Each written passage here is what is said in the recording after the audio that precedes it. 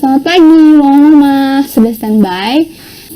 Kita akan bahas tentang perrotian. Jadi kayak banyak banget yang request kita bahas tentang roti, dan kemarin juga kita udah open question kan, udah ada beberapa pertanyaan yang masuk ke kita. Selain memang dari Teh Mianya selaku narasumber akan menjelaskan beberapa hal yang tips and triknya dalam membuat roti gitu, oke? Kenalkan lagi, ketemu lagi di sini sama Furi AR10, dan nanti akan langsung kita kenalan sama Teh Mia ya, gitu. Nanti Teh Mia langsung yang memperkenalkan diri sebentar. Oke, bismillahirrahmanirrahim. Assalamualaikum warahmatullahi wabarakatuh. Waalaikumsalam. Saya Mia. Jurusan dulu ya. Jurusan S1-nya dulu Teknik Informatika angkatan 2004. Oke. Salam kenal Teh Mia. Sebenarnya ini kita juga baru ketemu. Enggak deh, udah sebelumnya pernah di Zoom, tapi belum ketemu langsung ya sebenarnya. Oke, dan Teh Mia ini salah satu master untuk membuat roti di WAG-nya Mama Gajah Memasak. Makanya diundang jadi narasumber di sini. Jadi kayaknya Teh Mia tuh persentase gagal dalam membuat rotinya tuh 1 banding sekian gitu. Dan itu sekiannya banyak gitu. Beda kan? Beda kalau aku tuh kayak dari satu gagal 1 dari 3 gitu kan. Kemungkinan masih kayak gitu. Jadi belum master gitu. Oh ya, buat banyak dulu yang gagal sih aku. Iya, tapi karena dari situ jadinya jadi jago gitu. Nah, buat para followers jadi penasaran gitu loh, pas tahu gagal, ini kenapa gagalnya, terus aku cari-cari gitu kan, coba lagi dengan mengubah yang tadi ya, faktor gagalnya itu kalau misalkan berhasil, oh berarti ini gitu penyebabnya. Gitu aja sih sebenarnya, banyak error, terus sama lihat-lihat ini sih, maksudnya kayak YouTube, terus baca-baca IG-nya para master juga gitu kan, yang udah menjago di bidang perhatian. Itu sih macam-macam sih, banyak lihat-lihat blog dari luar negeri juga gitu kan, istilah-istilah yang saya juga sebenarnya baru tahu. Sebenarnya pandemi ini sih yang bikin saya bikin roti ini. Sebenarnya sebelum pandemi saya nggak sama sekali, mungkin roti kayak cuma sekali gagal terus udah males gitu kan. Nah, ini yang bikin saya jadi semangat gitu kan, soalnya anak saya tuh pada nggak makan nasi gitu, jadi saya harus cari ini ya, maksudnya kayak makan nasi tuh nggak tiap hari gitu. Malahan yang anak kedua itu saya terakhir makan nasi itu sekitar 1,5 tahun yang lalu lah gitu. Jadi saya punya anak ketiga, dia nggak makan nasi gitu. Dia makanya kue, mie, gitu. Makanya saya suka baking gitu buat anak itu sebenarnya sih. Kalau cooking yang kayak susah-susah gitu malahan saya nggak bisa. Maksudnya yang kayak Nusantara ya, saya nggak bisa malahan karena anak saya juga nggak makan gitu. Jadi sebenarnya motivasi saya di baking itu sebenarnya mulai dari anak susah makan. Ya, tapi memang ketika anak bisa mau makan dengan lahap apa yang kita bikin, itu menjadi mood booster banget untuk bikin terus-terusan gitu. Iya, jadi malahan kayak pengen lebih yang enak lagi gitu kan, nyari lagi resep lain yang lebih inilah gitu, yang mantap lagi. Iya, oke. Jadi sebenarnya teman-teman followers Teh Mia ini yang membuat video, ada yang untuk milk bread Polish ya, itu resep ikan buik ya. Ya, Teh Mia yang bikin video. Jadi kita udah share beberapa waktu yang lalu, ada 3 video itu macam-macam. Dan aku juga sebenarnya kemarin udah mau cobain Teh, tapi ternyata terigu cakra kembarnya habis. Alhasil nggak jadi bikin roti. Emang roti itu harus boros terigu sih, harusnya tuh banget ya. Jadi kayak mungkin sebulan itu ngabisin 5 kilo mah ada kali ya kalau sering ngeroti. Makanya jadi saya kaget sendiri. Nah, buat pelajaran juga buat para followers nih, jadi stok terigu jangan sampai habis ya, dicek dulu gitu. Udah buka video segala macam, lihat terus saya udah nyiapin susu, diaduk lagi segala macam, taunya habis, bubar semuanya, nggak jadi bikin roti. Dan sekarang kita akan bahas dimulai dari bahan dasar roti. Gimana? Jadi sebenarnya yang pokok selain terigu tadi, adakah yang lain? Kalau sejarah awalnya kan dia kan simpel ya, cuma tepung, air, garam, ragi kan, malahan nggak pakai gula. Makanya waktu itu yang ada challenge di mana tuh yang Ichen ya kalau nggak salah ada country bread. Nah itu sebenarnya awal mulanya waktu itu ya seperti itu bahannya simpel banget gitu. Nah cuma kan makin kesini orang ya teknologi semakin maju, selera orang juga semakin meningkat gitu kan. Nah udah dia mulai di enrich tuh kayak ditambahin susu, tambahin krim, tambahin manis, tambahin telur, kacang, buah, bahkan ada yang lagi pun udah dari air buah gitu kan, apa jus yang bukan dari buah kayak gitu. Jadi ya makin kesini makin banyak resep gitu. Ya, ya. Oke. Jadi ya sebenarnya simple banget tuh, kayak cuman air, roti, air, terigu, garam, ragi. Ya sebenarnya kan kalau orang, saya dulu takut ngeroti. Jadi sebenarnya saya belajar nanya-nanya roti itu malahan dari member G juga loh. Jadi tahu teh ini kan apa namanya, teh Ogi. Jadi dulu itu kita kayak sobat roti gitu, maksudnya kalau aku gagal aku ngobrol sama dia. Jadi dia yang lebih dulu malahan gitu. Nah, jadi aku suka konsul nih kenapa ya gagal ya gitu. Aku nanya-nanya ke dia tuh awalnya gitu. Nah, cuma makin kesini kayak penasaran gitu, butuh baca lagi. Oh ternyata teknik roti itu banyak banget. Jadi kita biasa pakai itu kan yang direct itu kan. Terus aku ngerasa emang rasa raginya tuh masih kerasa gitu. Bisa nggak sih roti itu kayak manis aja lah gitu, nggak usah ada rasa asam ragi gitu. Terus aku pertama kali tahu itu dari yang IG Mokat itu. Dia bilang kalau misalkan mau yang nggak kerasa lagi itu raginya sedikit tapi waktunya yang dilamin. Nah dari situ ternyata bisa ya, saya cobain lah itu waktu itu resepnya. Yang pertama saya cobain itu pulis dulu ya kalau misalnya tuh bikin pulis kan. Nah emang lama sih itu kan, saya kayak 2 hari lah bikinnya gitu. Cuma pas dimakan oh enak gitu, kata anak saya juga mah ini kok enak ya, lebih enak dari yang biasa dibeli. Kan biasa beli merek itu ya istilahnya es lah gitu kan. Oh itu ya udah, dari situ kan seneng lah dipuji sama anak. Nah, mulai ngulik-ngulik lah gitu. Itu masih belum window pen malah, jadi kayak apa namanya, pakai tangan ya pertama kali itu dari tulis terus pakai tangan, belum ngerti window pen lah pokoknya mah. Udah cukup kerasa nggak lengket udah aja saya, tapi itu juga udah cukup enak itu buat anak saya. Dan dari situ muncul apa ya, penasaran gimana sih caranya window plan gitu. Nah saya tuh orangnya kalau penasaran itu beneran saya cari gitu kan. Nah caranya gimana supaya nggak pakai mixer gitu, karena saya orangnya malas ngeluarin mixer. Nggak malas ngeluarin mixer kan. Terus di YouTube, kebanyakan sih di YouTube itu ada teknik hand knit 8 sampai 10 menit udah kali. Nah itu YouTube-nya dari orang Inggris lah pokoknya, dia chef roti, master roti gitu. Jadi saya lihat caranya dia beneran gitu, cuma 8 menit di resting 3 menit tuh udah kalis gitu. Kok bisa ya gitu. Nah saya penasaran lah, besoknya langsung cobain caranya dia gitu persis. Dan emang yang saya pakai waktu itu langsung yang milk bread gitu ya. Emang lebih enak ya kalau yang Ichen itu ya resepnya, karena kan dia nggak banyak lemak, terus hidrasinya juga pas ya di tangan gitu kan, jadi kalisnya cepet gitu. Makanya waktu saya cobain yang 8 menit 10 menit itu beneran kalis nih, maksudnya risingnya juga bagus ya, strukturnya kan. Kalau nggak kalis itu glutennya kan belum cukup kuat ya. Kalau gluten nggak cukup kuat, rongga udaranya juga nggak akan menahan apa ya, dia nggak cukup menahan udara gas dari raginya itu kan. Nah jadi nanti akan nggak terlalu tinggi gitu, nggak akan terlalu ngembang gitu ya teh ya nggak sih, kayak jadi bantet gitu.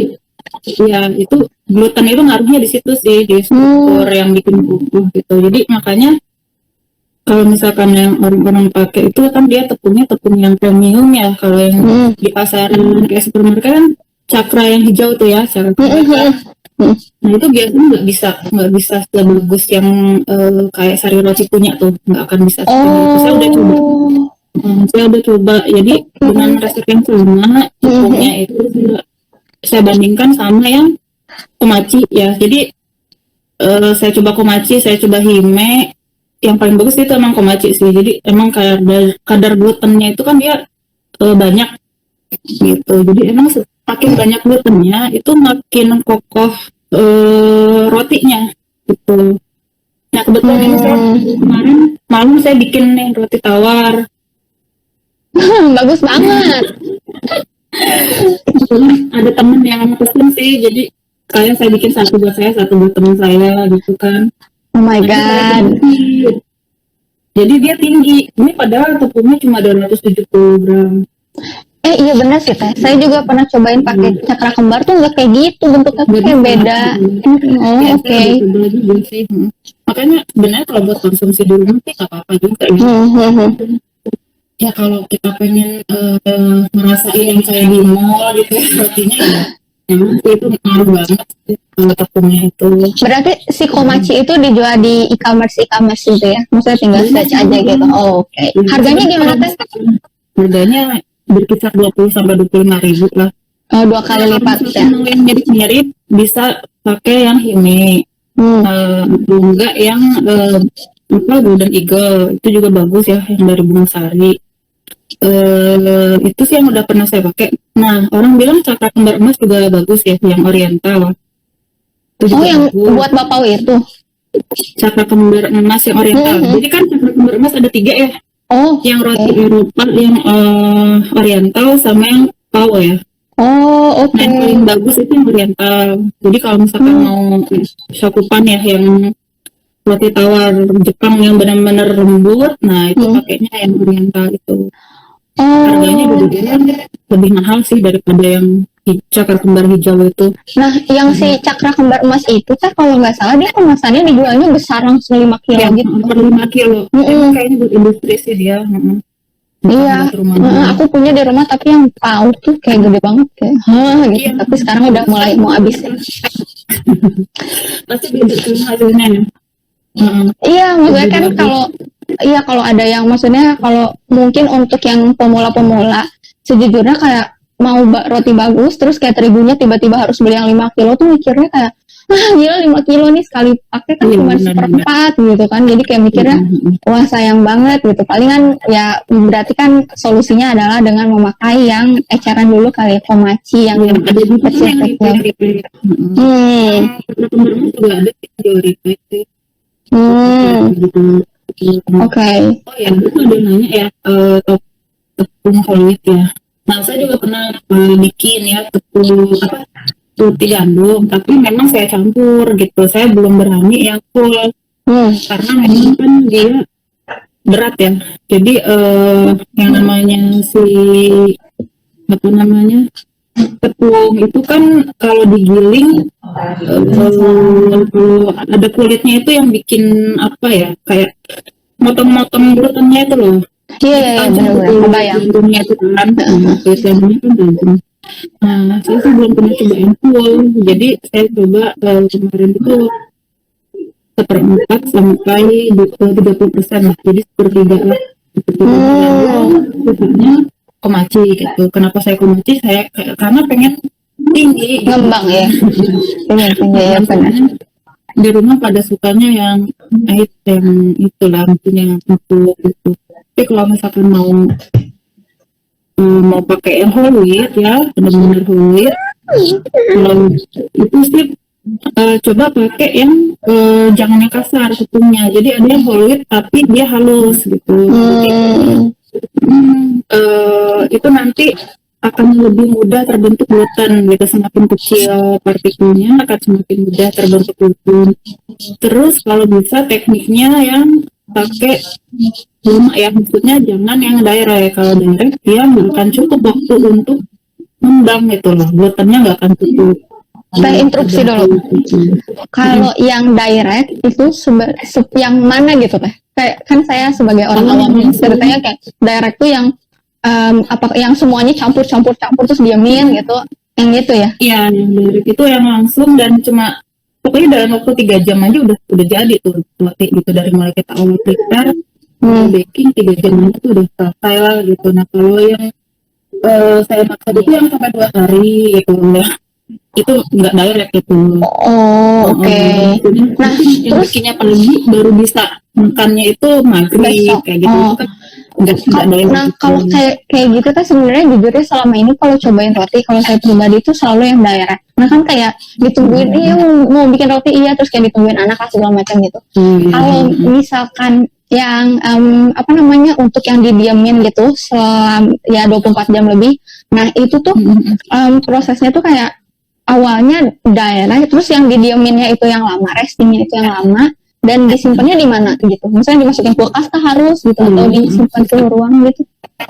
Bisa jadi kan ada istilah retarding ya, jadi saya baca-baca, jadi emang itu teknik yang dipakai sama baker-baker yang udah ahli gitu ya, jadi ada proses retarding namanya. Jadi retarding itu udah dicampur semuanya tapi nggak mau langsung dipanggang gitu, jadi dia mau enhance rasanya, jadi rasa roti itu di apa dipengaruhi sama waktu gitu ya.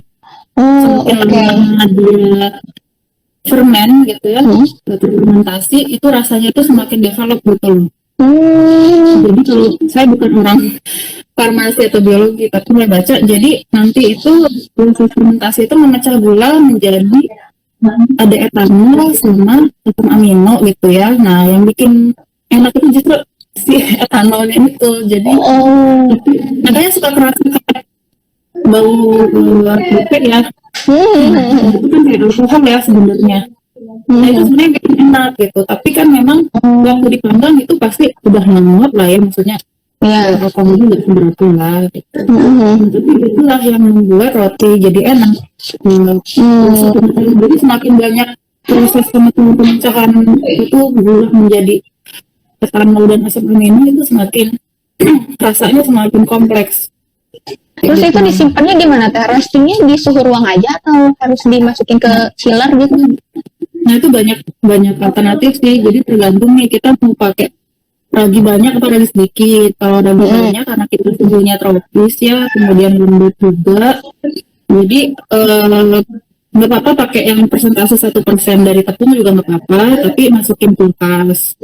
Oke, ragi banyak masukin kulkas gitu.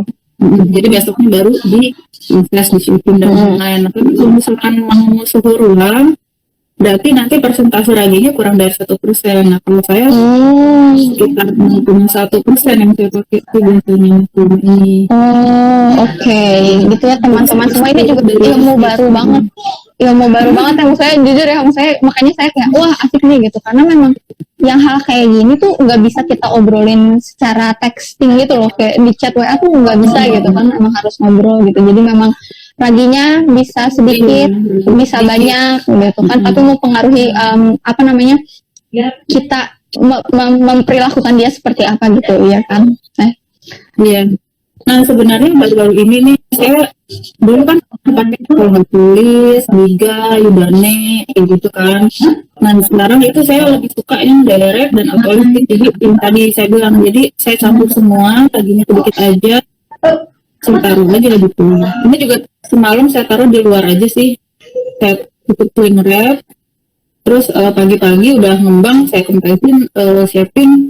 Terus saya tadi tinggal hari pagi dulu, udah pulang-pulang udah lumayan ngembang, saya oven gitu kan, udah ini udah jadi. Cuma emang ya itu sih, bikin roti itu nggak bisa kita aduh pengen roti sekarang juga makan, ya itu tinggal beli aja gitu. Harus memang direncanain gitu, besok mau makan roti atau lusa mau makan roti kayak gitu. Ini juga saya lagi naruh di kulkas adonan roti manis, jadi rencananya lusa baru mau saya proses gitu. Jadi sama juga saya campur semalam. Oke, tadi saya kepikiran mau nanya teh. Oh ya, ada pengaruhnya nggak kalau misalkan kita apa ya, kan kadang ada istilah overproofing gitu teh. Nah sebenarnya karena di roti dia bisa panjang banget nih ya restingnya, itu tuh apakah akan berpengaruh gitu? Apa sih efeknya kalau misalkan overproofing gitu? Terus kayak sebenarnya kapan roti tersebut dikatakan overproofing gitu? Ya, jadi itu sebenarnya terjadi di final proofing ya. Jadi kan proofing itu ada yang di awal, cuma kayak developing ininya doang ya, raginya. Ada juga yang kedua itu ya setelah shaping ya, itu kan final proofing yang mau di oven tuh, itu kan yang kedua ya, proofing yang kedua. Nah biasanya kejadiannya kan yang di final yang proofing itu kan, proofing yang kedua Oh, oke. itu kan kita tinggal nunggu ngembang terus masukin oven. Nah itu memang ya rata-rata kalau pakai yang 1%, setengah jam aja udah bisa di oven gitu kan. Nah cuma kalau saya kan karena riuh gitu di rumah nggak mungkin lah pakai 1%, makanya saya selalu dikurangin. Mungkin boleh dari yang 1% jadi setengahnya lagi. Jadi misalkan 300 gram tepung, 3 gram ragi gitu kan. Nah coba pakai 1,5 gram ragi. Jadi resiko overproofingnya juga bisa dihindari. Sebenarnya bisa ditoel aja sih. Kalau misalkan di dipencet dikit, terus apa namanya, dia bisa kembali lagi. Tapi waktu kembalinya nggak cepat banget gitu ya, udah lama lah gitu. Nah itu berarti udah cukup. Tapi kalau dipencet terus dia nggak balik lagi, berarti dia udah overproof. Oh, oke. Saya jujur baru tahu ya maksudnya. Dipencet langsung balik lagi saat itu juga, berarti dia underproof, belum cukup. Oke, ini sangat menarik ya. Karena overproofing itu dari proofing kedua yang final itu ya, sebelum dibakar gitu. Jadi saya tuh kayak selalu mikir gitu loh, kayak, duh, salah nggak nih gitu ya, pas proofing yang pertama tuh kayak kelamaan, salah nggak ya gitu, takutnya gimana gitu. Oh ternyata yang kedua itu ya, yang setelah di shaping, yang mau siap bakar itu. Oke, ya yang selanjutnya sebenarnya teknik ya, karena sering bikin roti, alat apakah yang tekniknya gunakan? Apakah mixer biasa? Terus yang kedua mixer gede, itu yang ketiga bread maker. Nah saya awal-awalnya sih pakainya mixer ya, cuma nah ini juga yang gara-garanya mixer nih, jadi saya pernah mengalami over mix ya, overheat itu jadi kelamaan di mixer. Oke. Di mixer itu gluten getas, jadi maksudnya dia pecah ya. Jadi yang tadinya kuat jadi pecah lagi dan udah nggak mungkin balik lagi nempel. Gitu.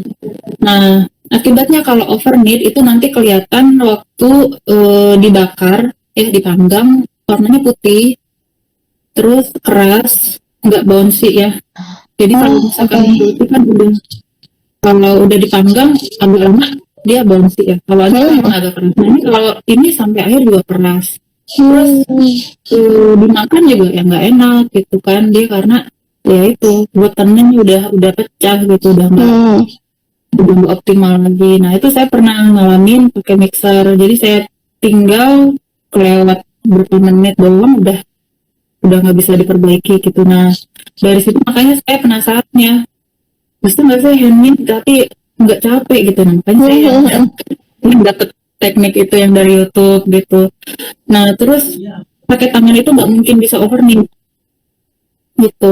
Jadi selama apapun mau sejam mau 2 jam nggak akan overknead. Jadi udah ada di YouTube tuh orang yang buktiin dia benar-benar pakai tangan 1 jam dia ngulen gitu, dan dia panggang, hasilnya sama aja sama yang ngulen 10 menitan itu. Jadi nggak akan bikin overknead gitu. Terus jadi nyambung ke ini tadi di awal kita mention kan ada yang lihat YouTube orang Inggris yang kayak cuma berapa menit gitu. Nah itu gimana teh korelasinya dengan handmade itu kayak mulainya bisa cuma 8-10 menit gitu teh? Nah sebenarnya tergantung adonan juga, jadi resepnya tergantung ya. Jadi kalau yang dengan 10 menit itu syaratnya jangan terlalu banyak lemak. Jadi kan lemak itu inhibitor si gluten ya. Kalau misalkan terlalu banyak lemak juga kan susah untuk terbentuk ya glutennya kan. Gitu ya. Jadi makanya waktu saya coba resep mana yang cocok gitu, nah yang itu milk bread kan pas banget tuh, dan beneran 10 menit gitu. Saya kan ada di videonya tuh bener 10 menit bisa gitu. Nah kalau misalkan mau coba pakai yang heavy, maksudnya yang enrich banget gitu, ada telur, ada krim, ada macam-macam lah pokoknya, bener-bener kayak misalnya resep-resep yang kayak roti manis ya, nah itu lebih baik pakai autolysis aja. Jadi handmade-nya itu cuma di awal aja buat nyampurin.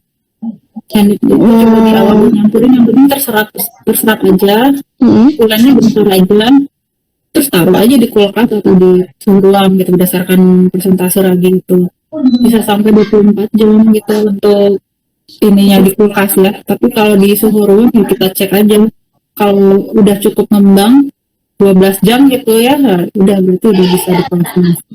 Oh, jadi teh coba yang autolisis agak dijabarkan. Wah, yang autolisis. Jadi itu juga katanya dari orang bule sana yang nemuin. Dia sebenarnya kurang setuju sama mixer gitu. Karena mixer itu bisa mengurangi kualitas dari si rotinya. Karena dia ada gesekan ya, ada friksi sama si bolunya. Nah, panas itulah yang bisa merusak kualitas roti. Gitu. Jadi sebisa mungkin dia mengurangi itu dan akhirnya dia nemuin proses autolisis itu. Nah, kalau cuma tepung sama air 4 jam juga udah cukup. 3 jam malah kan. 3 jam juga udah window pan. Gitu. Cuma kan ditambahkan margarin atau mentega atau krim atau telur. Nah, itu akan nambah lagi waktunya. Makanya saya waktu kemarin coba 8 jam itu udah cukup. Tapi kalau mau lebih lama lagi juga bagus sih. Jadi berarti awal-awal ya sama aja kayak dicampur gitu, terus diadon sampai ya nyampur cukup campur aja sih. Ya, terus udah jadi diemin aja gitu ya sampai 8 jam. Oh, didiemin aja. Ya. Oh, oke. Dan proses gitu, nanti otomatis si glutennya itu akan terbentuk seiring waktu gitu. Oke. Jadi ini nyambung juga ke tadi yang proses penyimpanan itu, nyambung juga ke persentase ragi dan hidrasi, ya nggak sih? Jadi sebenarnya yang kita obrolin dari awal sampai sekarang bersambung, maksudnya berhubungan gitu. Jadi ada hubungannya dari sana ke sini, ini pengaruhnya ke sini, ini pengaruhnya ke situ. Itu. Dan tadi ada pertanyaan kan, kemarin kita udah open question kan Teh. Jadi beberapa pertanyaan. Jadi misalkan ini perbedaan karakter roti untuk roti sisir, roti kupas, roti burger, roti kering, dan jenis-jenis roti lainnya itu seperti apa Teh? Iya, jadi kalau yang saya tahu ya, kalau untuk roti yang butuh struktur kokoh itu biasanya nggak enrich, jadi hidrasinya juga nggak hidrasi sih nggak masalah ya, tapi yang penting bahan di dalamnya itu nggak terlalu banyak yang memberatkan adonan gitu. Yang memberatkan adonan itu kan kayak telur, krim, mentega, kemudian kalau pakai isian ya kayak kacang-kacangan kayak gitu, itu juga memberatkan gitu. Makanya kalau roti tawar dia simple, paling kalau mau pakai susu ya susu cair sama susu bubuk, terus ya udah gitu, kayak gitu aja simple. Tapi kalau untuk roti manis, karena memang tujuannya juga untuk enak ya, memang dimakan gitu aja udah enak gitu kan kalau roti manis. Makanya dia ditambahkan rasa-rasa kayak untuk jadi lebih richnya, dikasih telur, dikasih krim, dikasih susu kental manis, kasih susu cair, susu bubuk, suka-suka lah sebenarnya kalau roti manis gitu. Dan dia kan nggak butuh tinggi ya, dia cuma bulat-bulat atau bentuk yang lucu-lucu gitu kan, dan dia juga ngembangnya ya segitu aja. Oke, jadi sebenarnya lebih ke struktur dalamnya, dan jadi struktur dalam yang mempengaruhi dia seberapa besar berkembang kan, maksudnya mengembang ya, gitu kan. Glutennya sih bagus ya, glutennya bagus. Cuma kan gaya gravitasi gitu, jadi semakin tinggi semakin tinggi juga dia akan semakin berat gitu. Saya kurang ngerti lah pokoknya gitu, makin tinggi makin berat juga gitu kan, dia kan melawan gravitasinya kan. Makanya kalau kita kalau bisa jangan yang enrich gitu, yang simple aja. Kalau misalnya yang belajar cukup tepung sama air sama garam dan ragi aja udah bisa. Makanya yang vegan kemarin kan banyak yang sukses kan, vegan bread. Bukan udah metabolisme cepat, strukturnya juga bagus, makanya dia risingnya juga bisa maksimal.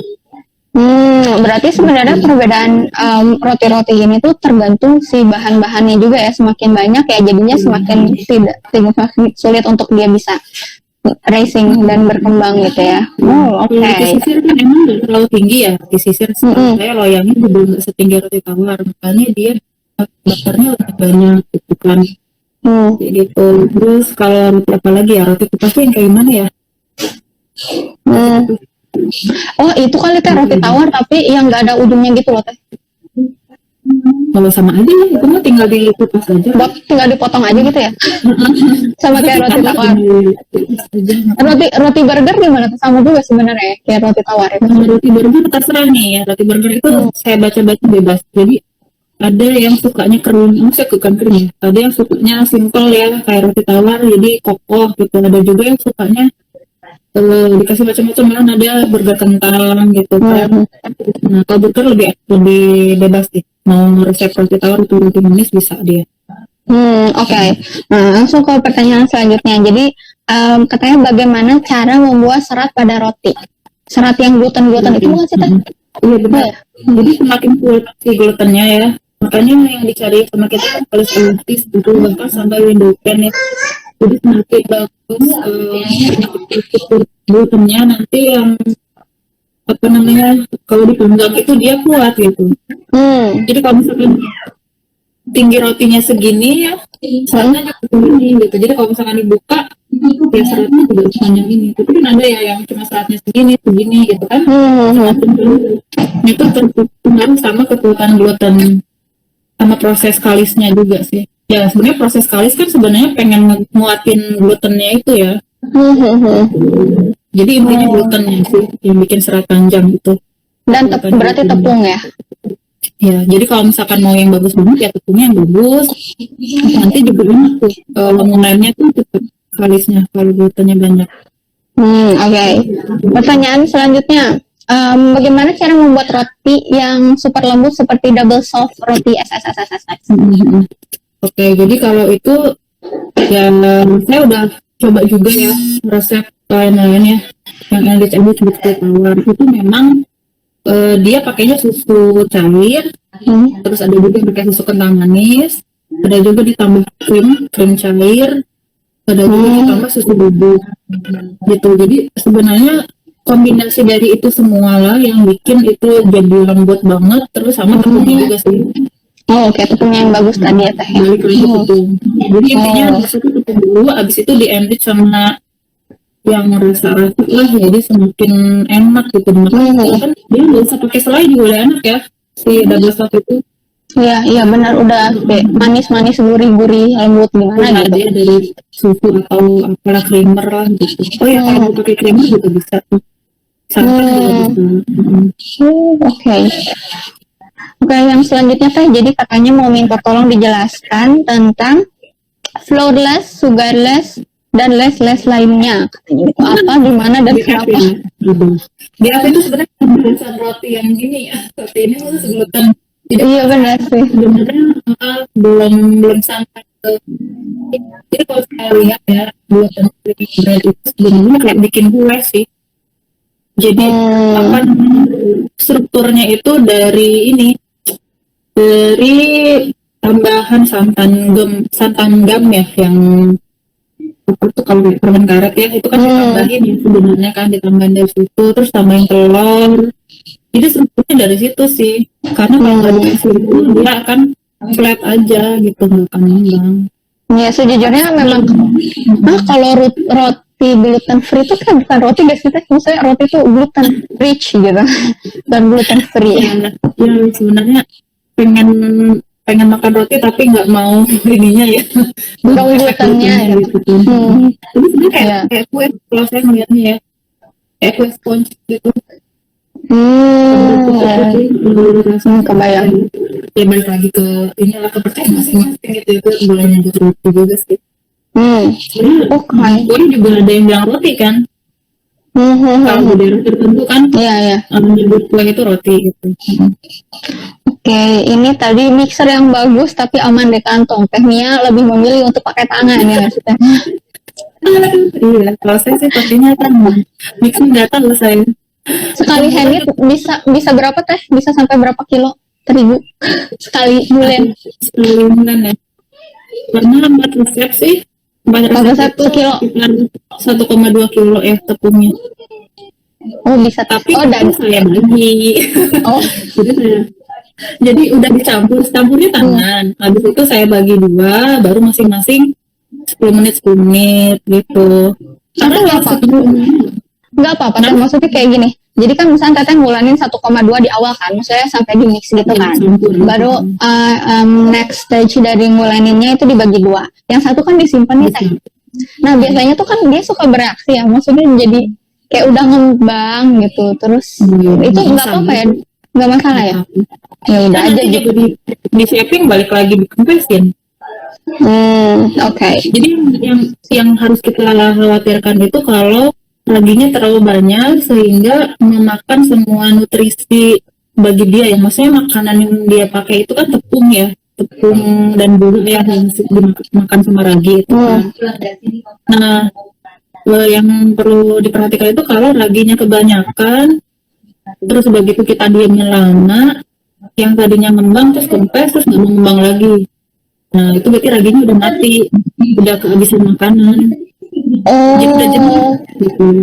oke. Raginya udah jenuh, nggak ada bahan makanan lagi, mati gitu. Udah deh, nggak bisa Oh, diterusin. Paling bisa diterusin ya, tambah lagi tepung, tambah lagi ragi. oh Gitu. ya, ya. Ya sebenarnya saya juga Udah nggak enak pasti karena yang udah kebanyakan ragi itu udah terlalu banyak alkohol di dalamnya ya, rasanya kayak sourdough gitu, asem. baru baru tahu teh maksudnya gini. Ragi kebanyakan itu jadi kayak gitu gitu efeknya. Saya kira tuh kayak oh ragi banyak, ya udah jadi ngembang gitu teh kan salah ya mindsetnya ya. Makan. Jadi yang dilakukan itu kan makan ya si ragi itu kan makan dia pecah itu kan jadi alkohol dan apa tuh asam amino makan lagi. Nah kalau misalkan bahan makanannya udah habis dia kelaparan mati kan pasti kan. Karena dia harus berkompetisi sama ragi-ragi lainnya. Sementara adonannya nggak terlalu banyak di situ. Ya. Jangan perlu kurangin dari resep rajinnya itu. Apalagi kalau kita berarti resep yang dari luar negeri ya, karena kan itu rata-rata suhunya dingin. Nah, kalau mau diadopsi ke kita, ya amannya 1% aja udah kita pun itu udah Oke. cukup aman untuk urep. Sip, oke. Next pertanyaannya adalah gimana dan cara nyimpan adonan roti di kulkas dan treatment saat mau dikerjakan kembali. Jadi kalau pakai sling wrap aja bisa, tapi memang nanti akan berair. Oke, ngembun gitu gak sih, Pak? Nah kalau misalkan mau sih tutup ini kain kering Serbet ya? Serbet bersih. Iya, dibalut aja sampai rapat, terus ditutup lagi sama plastik, baru taruh di kulkas. Jadi nggak akan berair dulu. Terus nanti pas setelah keluar haruskah kita diamkan dia sampai suhu ruang atau bisa langsung diuleni Bisa sebentar? sih wrapping aja, malah lebih enak wrapping yang udah keras ini. Jadi kalau apalagi hidrasinya tinggi, kalau hidrasi tinggi apa namanya lebih enak, dia nggak akan lengket. Nah kalau misalkan udah di shaping tinggal ditunggu lama aja ya, proofing biasa gitu. Nah tinggal satu lagi ya teknik apa namanya proofing. Jadi saya nemu juga di IG tuh dari Tintin Rainer tuh masalah. Nah dia pakai oven, jadi oven tertutup aja, terus dikasih air panas di situ, diadain air panas, terus masukin si itunya di atasnya aja, adonan rotinya di atas si uap itu, nggak usah ditutup lagi, tutup aja. Nah itu cepet. Jadi kalau misalkan pengen buru-buru nih dari kulkas cepet ngembang, nah pakai aja itu, pakai air hangat. Oke. Jadi raginya yang tadinya tidur ya karena kedinginan jadi cepet bangun lagi. Oke, jadi setelah shaping ya udah bisa langsung ditaruh kayak gitu. Nanti pas mau bakar airnya keluarin terus string udah langsung gitu ya. Yang harus dihit dulu sih tapi Oh iya benar ya, dikeluarin dulu semuanya. Oke, Araso. Oke, ini ada pertanyaan. dari dua kali dari satu ya. Iya, suka lupa sih sebenarnya ngangetin kan harusnya diangetin dulu si ovennya. Oke, Tata ini ada pertanyaan. Isian roti coklat yang enak pakai apa?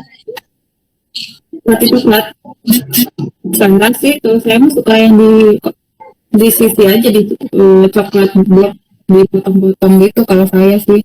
Spill merek teh nggak apa-apa teh. Gimana? Spill merek. Merek coklatnya apa? Coklat favorit? Saya pakai tulip. Oh, Tulip. Tapi tulip Mama. itu loh yang coklatier itu. Ya yang blok gitu kan? Yang Untuk Oh. itu ada beberapa kelas ya. hmm, Nah, yang suka saya pakai itu tulip yang coklatier. Jadi ada nama, ada tulisannya di depannya coklatier. Oke. Kan nggak ada di supermarket kan ya. Kalau di supermarket kan tulipnya biasa aja tuh. Iya, ya Nah, benar-benar. lebih enak sih daripada yang supermarket. Lebih enak lagi Oh. cover sih. Pernah sih saya pakai cover tour. Pasti harganya beda. Ada yang cover tour sekilonya 140. Kalau yang DCC doang kan cuma 60.000 ya. Jadi ya 2 kalinya lah ya itu cover tour. Nah, jadi lumayan ya. Tapi ya sebenarnya plus minus ya, kualitas juga lebih bagus, lebih enak, lebih terjamin. Tergantung kita mau seleranya juga sih.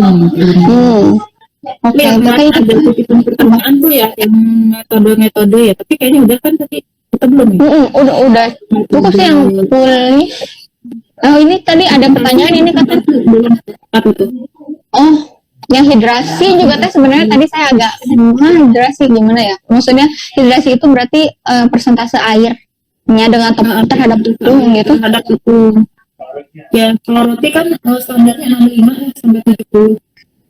Berarti gitu 65% sampai 70%. Nah, kalau lebih dari 70% udah nggak bisa diulen itu. Oh, Total buyatak gitu ya, buyatak. Makanya country bread itu kalau lebih dari 70% udah deh nggak usah diulen. Didiemin aja deh. Ambil busuk gitu. Oh, oke. Cuma diulen juga. Nggak akan Iya bisa. sih. Gitu. Oh iya, Malah benar. ya udah pintu-pintu di tangan. Oke, terus ini katanya tips ngulenin pakai tangan ya tadi. Sabar aja gak sih teh? Ya udah sabar aja. Sebenarnya nggak usah terlalu banyak tenaga juga sih. Jadi kan ada yang sampai cuci baju ya, cuci baju yang benar-benar apa sih stretchnya tuh jauh banget kan. Misalkan adonan awal nih di stretch jauh banget sampai lepas gitu kan. Nah itu sebenarnya malah lama kalau kayak gitu. Bisa rusak glutennya juga nggak sih teh? Maksudnya? Bener. Jadi kayak udah kebentuk tadi, dipecah lagi, udah kebentuk pecah lagi. Makanya yang si orang Inggris itu dia nggak jauh-jauh tuh, cuma segini doang, segini. Jadi seenaknya si roti mau kemana gitu mau ngikut, nggak sampai lepas. Makanya dia glutennya cepet kebentuknya. Makanya dia bikin kalisnya cepet juga. Oh, sama ini juga nggak sih teh? Kayak harus punya bidang yang beneran enak gitu. Kayak postur tubuh kita juga harus enak gitu loh pas ngulenin. Nyaman aja, kan bener ergonomis juga ya antara ketinggian kita sama si meja, kemudian alasnya juga kan harus bersih, harus luas juga gitu. Nah, kalau saya sih biasa aja pakai silikon mat itu sih. Iya, kalau saya pakai talenan teh, pakai talenan. 50 ribuan kan. Iya, benar ada. Malah Iya ada. punya talenan yang Ini talenan yang gede. Iya, sengaja emang teh itu buat ngulenin. Memang asik banget gitu ngulenin di sini. Teh, bentar jadi mau nanya nih. Kan ngulenin nih, lagi ngulenin. Terus kayak kadang suka jadi pengen melampiaskan emosi gitu kan kalau dia gitu. Ngaruh gak sih teh? Oh, boleh ya. Jadi ada 2 teknik. Yang teknik pertama yang tadi ya. Yang kedua itu dibanting. Jadi dia setengah sampai kecampur, bantingnya sampai 7 menit aja udah kalis. Oke. Jadi siap. Banting lipat 7 menit itu udah kalis kayak gitu. Saya udah pernah coba sih. Tapi saya malas aja kalau nanti. Soalnya kan suka banyak kan rumah saya kayak kadang ada bocah-bocah gitu kan. Bukan gitu. Caci mama kamu kenapa? Takutnya kan ditanya begitu. Iya sih, bener juga ya. Sama tetangga ntar ditanya. Nah, kalau saya tetangga kadang mbak-mbaknya juga suka ikut masuk kan ngeliatin ibu bikin apa gitu. Jadi udah enak juga kayak gitu-gitu. Ntar bisa marah-marah lagi. Iya, betul. Mendingan yang biasa aja biar aman semuanya.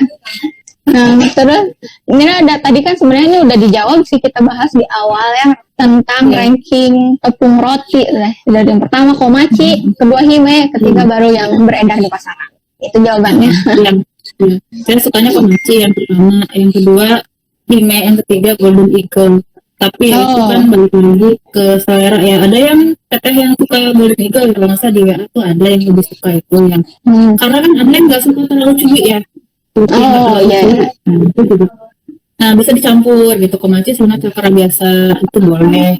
Balik lagi ke selera semuanya. Cuma kalau mau yang kayak dreadlock itu komaci gitu. Oh, oke, yang lembut-lembut, hampos-hampos gimana gitu ya, Teh? Kalau kata teh Hampos ya? Arman tua-tua gitu kan, bahasa Jepang.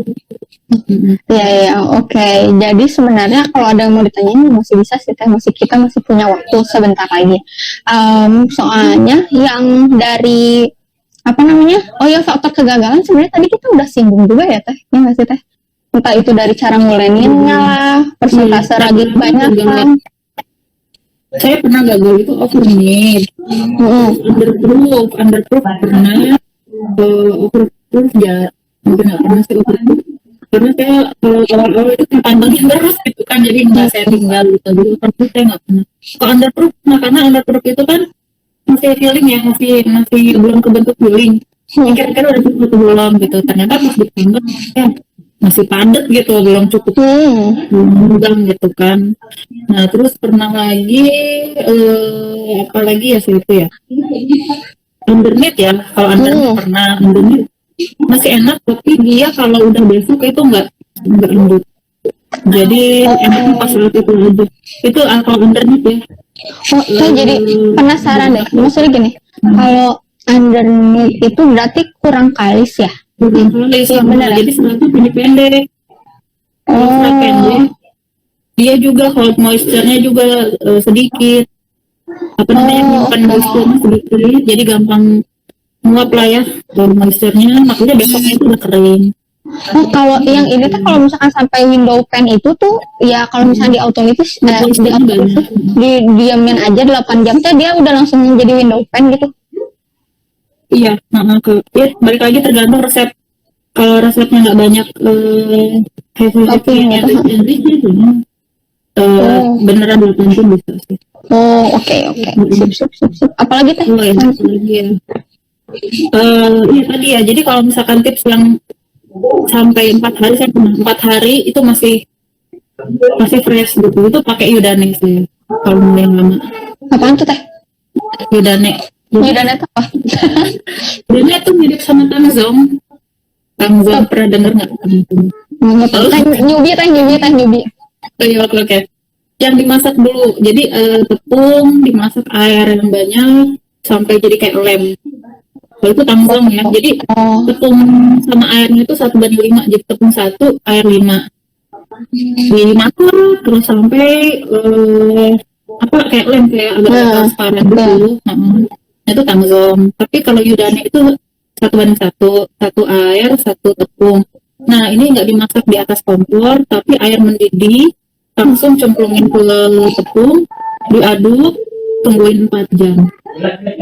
Gitu. Nah, kenapa ini bisa lebih lama? Jadi kalau misalnya nanti mau yang lama penyimpanannya pakai yang mana? Nah pakailah Udane atau enggak yang Tangzong. Karena jadi si patinya itu kalau kena panas, itu jadi terbentuk apa tuh namanya, kayak gelatin gitu. Makanya dia agak transparan nanti warnanya. Nah itulah yang hold moisture yang paling bagus itu, si jam itu.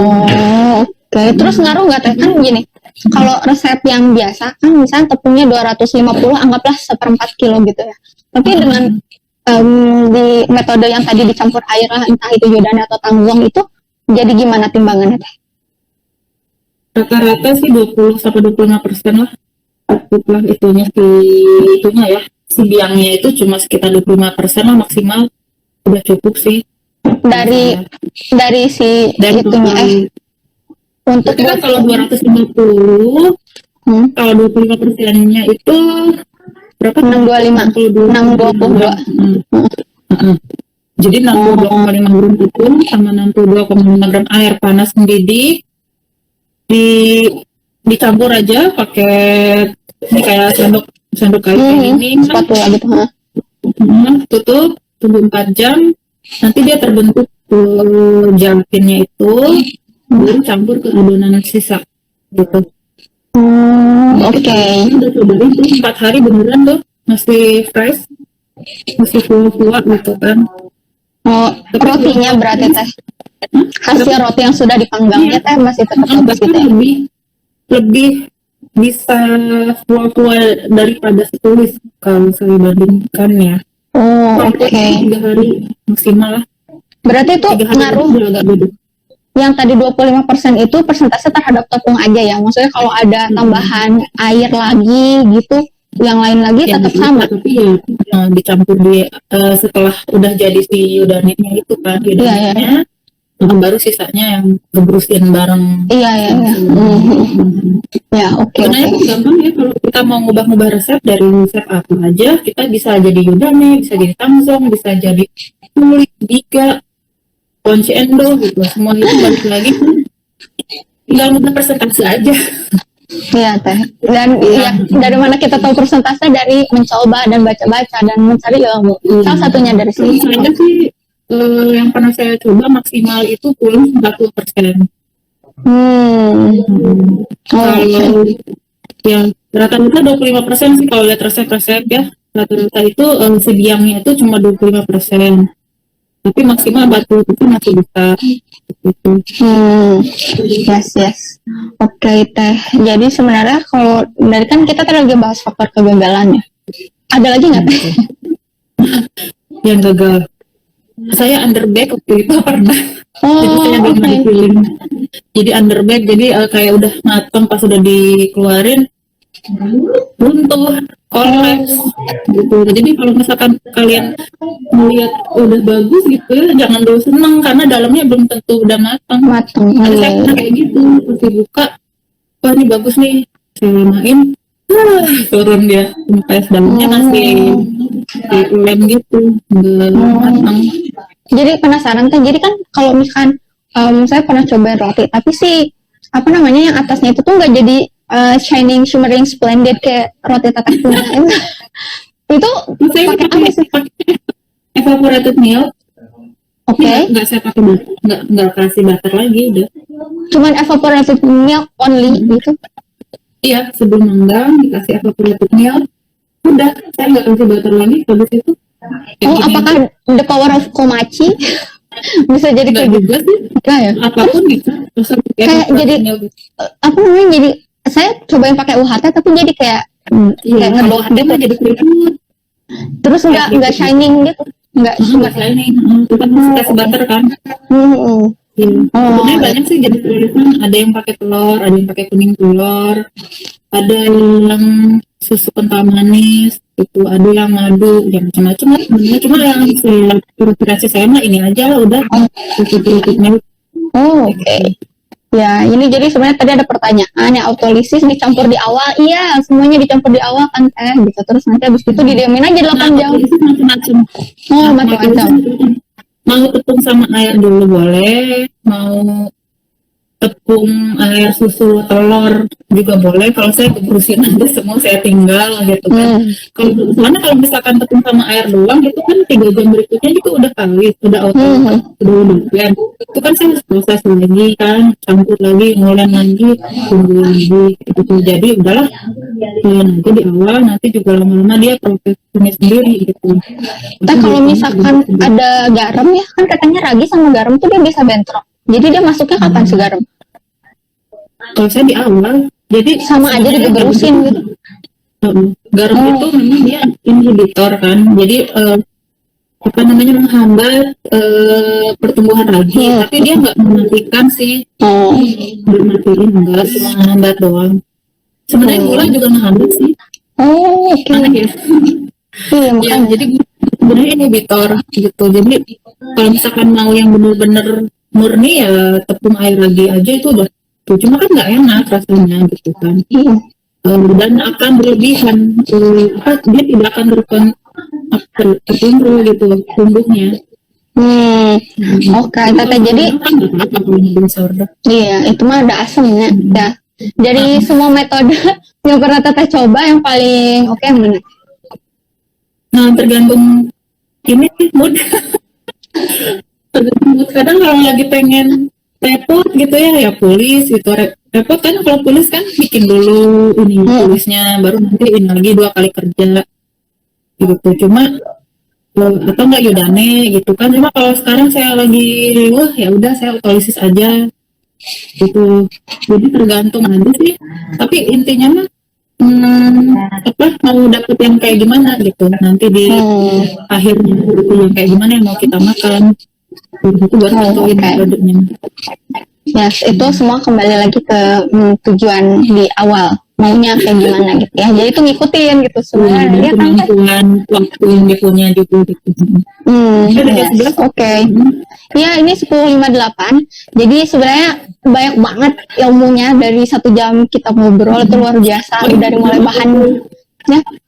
Di WA ada pertanyaan Vika tuh yang nanya susu bubuk itu masuk ke kering atau basah ya? Kenapa dia ada susu bubuk, kenapa nggak jadi UHT aja?